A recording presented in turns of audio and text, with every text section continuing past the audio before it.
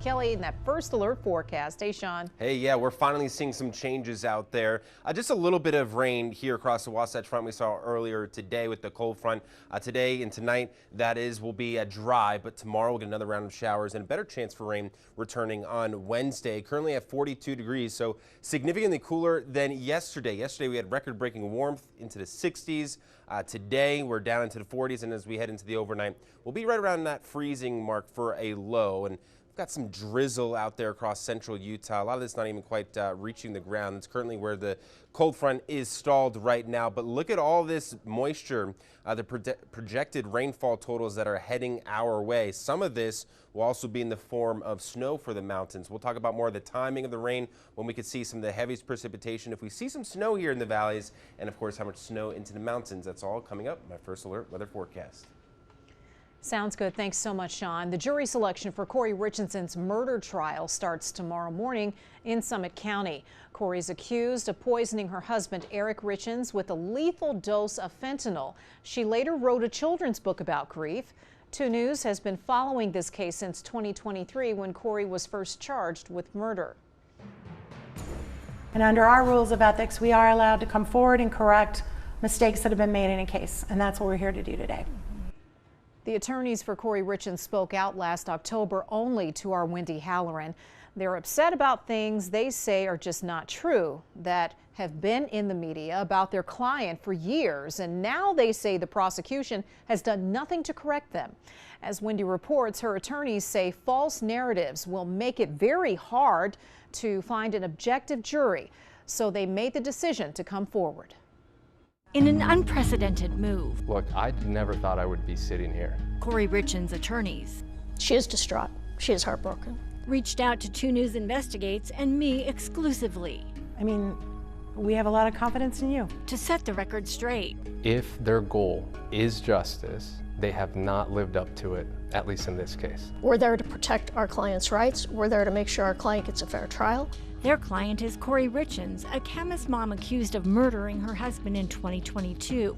The reason they say they're coming forward, false narratives that have been in the media about Kouri for years. I do think the prosecution has declined to correct false information that has come out in the media, and we've waited and hoped that that would occur, and it never has. Because of that, all 3 say they have an obligation to speak up. We have to make sure that when we step in there in February, that we have leveled the playing field, and we can't just hope for that. There are 4 points the team says are not true. First, the narrative is that your client is the Moscow Mule murderer. Is that accurate? The prosecution has never told us their theory. They have never said that it was given in a Moscow Mule. So where did that come from? That came up because there was discussions, and I believe a statement by Ms. Richins early on, that she and her husband had drank a Moscow Mule before dinner. So that was something that was just grabbed onto. It's sexy, it's interesting, the Moscow Mule murderer, but the prosecution has never said that that is their theory of the case, not once. Second, Kouri Richins' Google searches of how much fentanyl does it take to kill someone.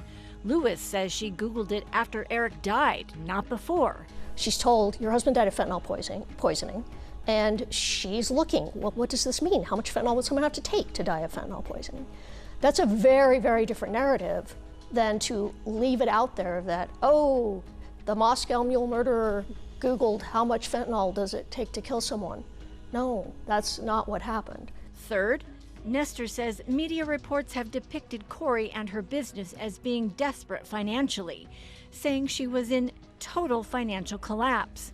But Nestor says they're ignoring her main assets. Utterly failed to take into consideration a huge piece of property that she obtained 2 days after her husband passed away. And that's removed from all of the state's calculations. So the equity in that house alone, the value of that one piece of property was enough to cover any debt that she had in her business. Fourth, life insurance policies. Well, another one that's out there's false is that she took out hundreds of thousands of dollars in life insurance on him shortly before he died. That's not true. Lewis said that Kouri sent in an offer she received in the mail for life insurance for her and her husband for $100,000. She sent that in about a month before he died, 4 or 5 weeks before he died. All the rest of his life insurance, and he had a lot of life insurance, was all taken out by him long before that. Ultimately, the lawyers say they're concerned about these false narratives and the fact prosecutors have done nothing to correct them. I feel that when I see these narratives come out, it becomes a game. It becomes another line, and we forget that there's somebody on the end of that, and that's a client. That's a human. That's a mother. We believe that she's innocent, and the rest will come out during the trial. Also in October 2025, a petition to sanction Eric's family attorney accuses the family of being the driving force behind the decision to bring a murder charge. This all came out of a case filed in New York State, and that's where a member of Richinson's defense team lives and was served a subpoena by attorneys working for Eric Richinson's family. A move the filing says shows the family is engaging in sneaky behavior. 2 News' Wendy Halloran will have much more on this throughout the course of the case proceedings. Having to prove that she was... Kouri Richins in jail now for over 2 years awaiting trial on murder charges.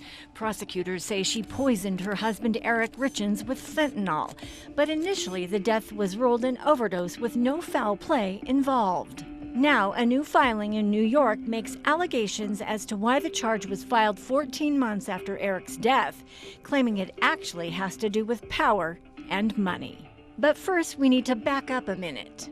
Andrew Bork is the owner of Cadence Communications International, a communications company in New York City. He is an expert witness who wrote this affidavit for Richins' motion for a change of venue, saying it is impossible for Richins to get a fair trial in Summit County. The basis for our sanctions petition was the issuance of a frivolous subpoena upon Andrew. Justin Mungai is the attorney for Bork.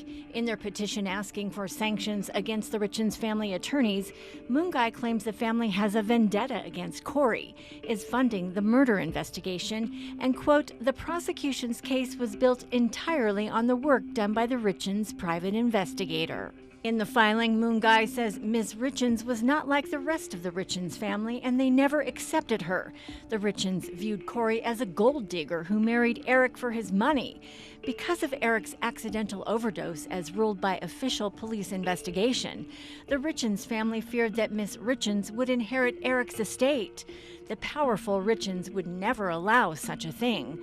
So the private investigator hired by the Richins family built a homicide case against Ms. Richins, positing the theory that she poisoned Eric. The Richins plan worked.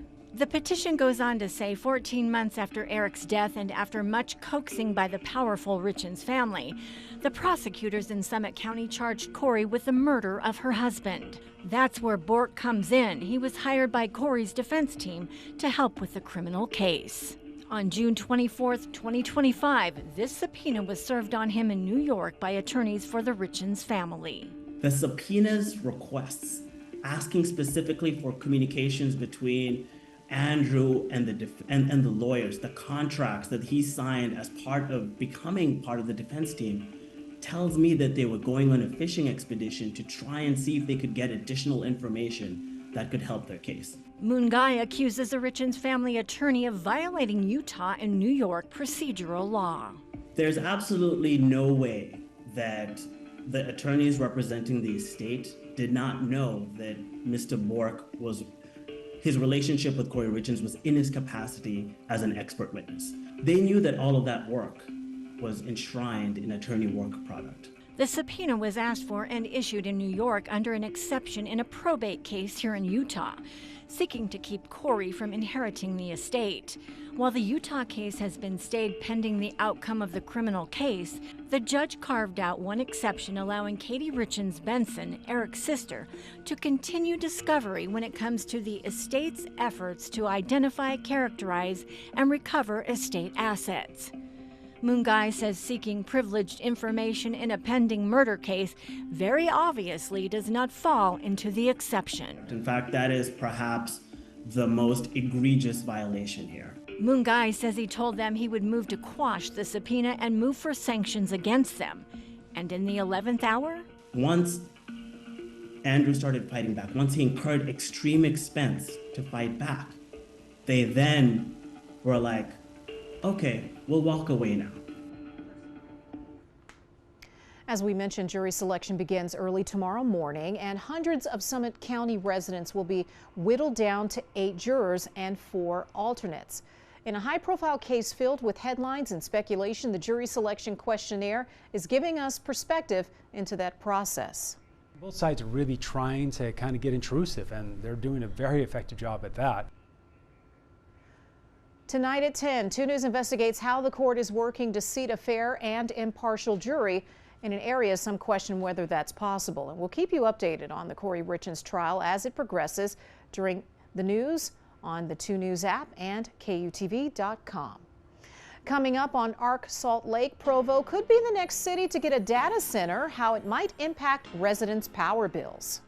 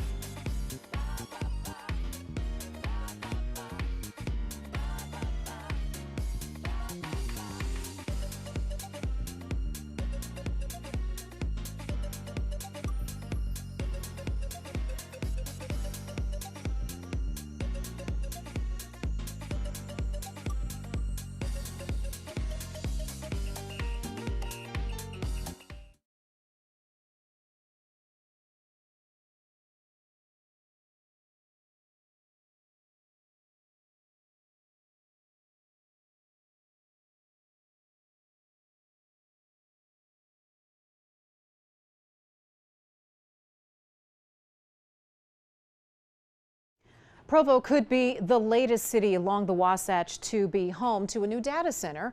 A developer is in the early stages of planning, but the effort is raising a lot of questions like how will this affect people and their power bills? 2 News' Natalie Wattis reports. Just wondering if it'll interfere with our power too. News of a possible new data center built here on the corner of East Bay Boulevard and 180 East in Provo has questions swirling in the community about how this will impact power usage and bills. I would just have a lot of questions about it. And basically just how it affects Provo. At a Provo Planning Commission meeting Wednesday, the developer will ask for a zone map amendment to put a 66,000 square foot, 2-story data center on this 7-acre parcel. The proposal shows this facility would use between 5 to 50 megawatts of power and get that power from the Provo power grid. Can Provo Power handle a facility like this? Yeah, absolutely. Scott Bunker, the director of Provo Power, told me before something like this goes in, they do a system impact study, which tells them what impacts it will have on the system, what upgrades need to be made to accommodate the facility, and what the costs will be. We're very diligent in making sure that these developments, as they come in, they cover their own costs, number one, and then they don't impact any other customers. Bunker says on average, it takes roughly 90 to 100 megawatts to power the entire city for a month. We would typically estimate around 200 to 300 homes per megawatt.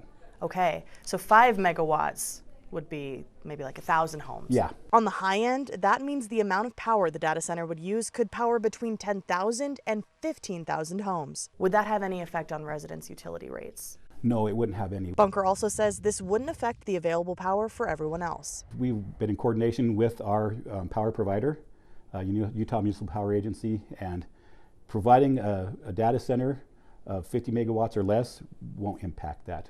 We'll be able to go out and find the power that's needed for that specific customer. What research has been done to show that? Yeah, that happens through our system impact study, our customer service studies, our rate studies. I'm a college student and money doesn't come by easy, so I hope nothing gets uppriced and stuff.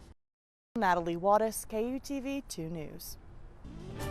We've waited and waited and waited, and now we're seeing some change happening after extremely warm temperatures, unseasonably warm for this time of year. Yeah. Sean. Yeah.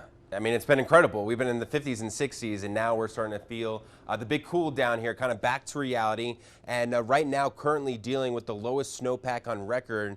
I continue to see this number drop at 50%, but this will start to increase as we make our way into the mid to second half of this week. So we're dry right now, but we've got some valley rain showers heading our way, more so tomorrow and even more so on Wednesday. Valley rain likely adding up to 1/4 to 1/2 inch. Cottonwood Canyons, though, picking up some good snow, maybe over a foot of snow. Southern mountains, a couple inches here. The cold front today brought us cooler weather, but also brought us some relief with the air, a fresh breath, you can say, with good visibility, clean air, and much better conditions. But we're cooling things down right now. We're into the 30s and 40s across the Wasatch Front, dealing with cloudy skies across much of the state. Some drizzle out there across the central part of the state. That's currently where the cold front is now, but we'll be mainly dry here through the overnight. Tomorrow morning, waking up to some snow showers up into the mountains. That cold front, or that warm front, actually retreating back northward here as we get through the evening. An isolated shower or two for the valleys and some lingering snow showers further up towards north, but the best chance for moisture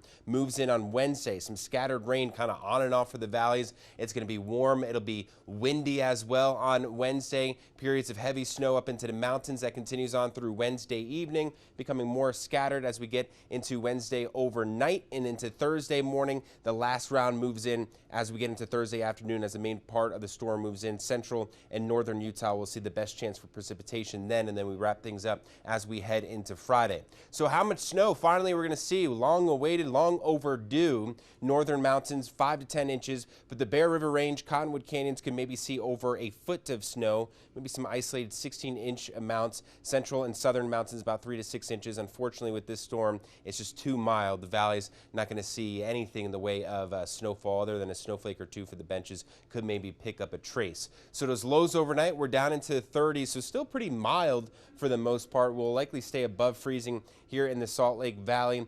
33 in Nephi, 29 in Richfield, down through Cedar City at 29 degrees. That mix of rain and snow here moving in tomorrow, kind of coming in waves on and off, not adding to too much until Wednesday as the main part of the storm moves in.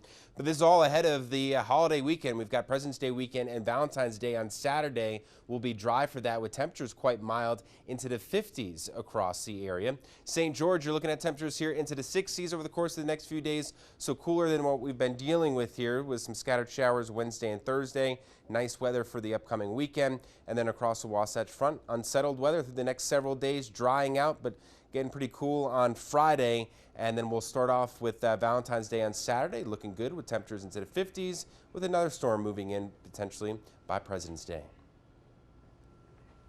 All right, Sean, thank you. Coming up on Arc Salt Lake, the Utah Mammoth finally opening its practice facility to the public when you can watch the team skate. The Super Bowl of Caring. Brought to you by America First Credit Union, Smith's, Check City, Ford, Balance of Nature, and Rocky Mountain Power. You can help end child hunger in Utah with our Super Bowl of Caring. Scan the QR code on your screen. You can go to KUTV.com/donate for more information on how to donate. $10 can help feed a child for a weekend. We'll be right back.